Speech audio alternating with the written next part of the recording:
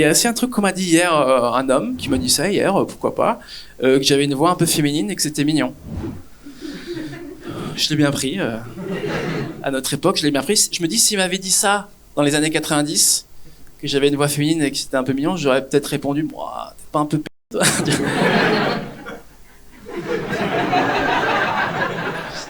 S'il m'avait dit que j'avais une voix un petit peu féminine et que c'était mignon dans les années 2010, j'aurais déjà réagi un peu différemment.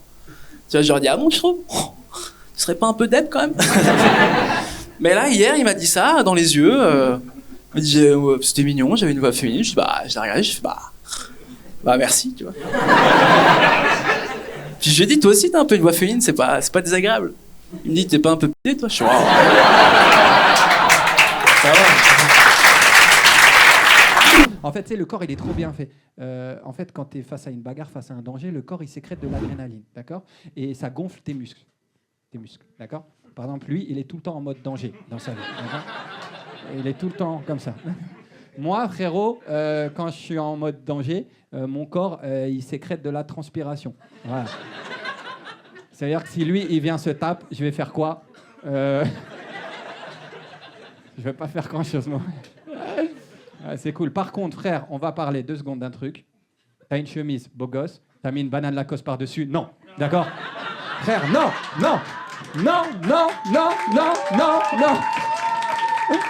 Je ne comprends pas pourquoi est-ce que j'ai un aussi grand corps avec aucun talent sportif. Tu vois? Ça, j'y pense tous les jours. Vraiment tous les jours. Je t'explique. Moi, je fais 1m92, ok? Je fais 104 kilos, hein? Et je suis comptable. Tu comprends ce que je veux te dire? C'est compliqué. C'est du gâchis. Ouais, c'est du gâchis. Bah oui, c'est du gâchis. Tu vois, moi je vais te dire, à la base, je voulais devenir sportif pro, tu vois. Et on me dit souvent, ouais, t'es grand, fais du basket, tu vois. Et moi, je déteste quand on me dit ça. Non, je déteste. Parce que moi, quand je croise un nain, je lui dis pas, va faire Fort Boyard, tu vois. Voilà. Je prends mes décisions indépendamment de ma taille, bien évidemment. Ouais. En plus, tu sais, celui qui m'a dit, ouais, t'es grand, fais du basket, il avait des lunettes et une calvitie. Moi, je lui ai dit, mais c'est la comptabilité, ça recrute, quoi. Moi, je connais le métier, hein, je connais, ouais. On m'a proposé aussi les sports de combat.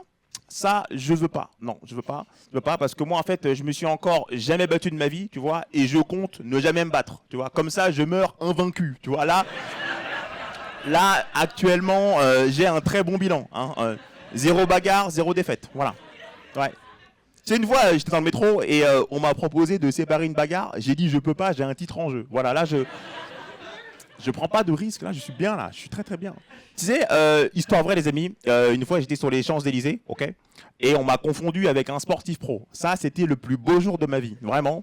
On m'a tendu un maillot, on m'a dit signe. Moi, j'ai signé Alain de la Conta. J'étais heureux, quoi. J'étais heureux. Je me suis fait draguer par un mec ici il n'y a pas longtemps. Je suis pas gay, mais quand il m'a dragué, j'ai kiffé. C'est vrai, ça fait plaisir, c'est valorisant. Le seul problème, c'est que les gays ont les mêmes techniques de drague que les hétéros. Donc quand il vient me voir, je sais ce qu'il va me dire, tu vois. Je connais. Il vient, il me dit, excuse-moi, ton père est un voleur. Elle est nulle celle-là, tu vois, je connais. Il a volé toutes les étoiles du ciel pour les mettre dans ton cul. C'est pas du tout ça la phrase, n'importe quoi. C'est pas ça la phrase, n'importe quoi. Qu'est-ce qu'il raconte? N'importe quoi. Du coup, je suis parti, il m'a dit, attends, t'as fait tomber quelque chose. J'ai dit quoi, c'est pas ça la phrase. Sors les bonnes phrases, c'est dis-moi correctement, fais un effort. Je peux craquer, on sait jamais. J'en ai parlé à un pote gay, il m'a dit, ouais, c'est bizarre que t'es pris pour un gay, ça se voit que t'es pas gay.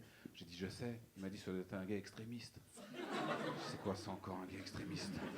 Il m'a dit, c'est un homo qui essaye de convertir les hétéros en gays. Dans ma tête, j'imaginais un gay Angé là-bas, à Bouguet, en train d'essayer de convaincre des mecs d'aller se faire exploser le Mykonos, tu vois. Mauvais délire. J'aime la bise, surtout avec les mecs. Et surtout avec les mecs que je connais pas. Parce que pour moi, il n'y a rien de tel pour tout de suite casser l'esprit de compétition du mâle alpha que de lui faire un petit bisou sur chaque joue. Le mec, il m'a rien dit. Moi, j'ai déjà fait 2 bisous, donc j'ai l'avantage, tu vois, ça y est. Le rapport m'appartient. Je fais toujours un petit bisou comme ça, je fais... Après, je me recule, je fais...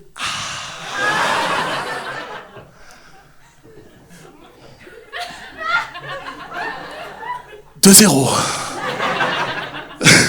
Vous imaginez même pas le nombre de mecs à qui j'ai fait la bise. Je sais très bien qu'ils voulaient que je leur serre la main.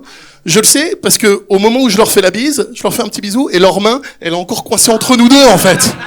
Elle est là, ils essayent de se dégager, ils sont là genre ah. Donc finalement les mecs finissent juste par caresser mon gros ventre. 3-0.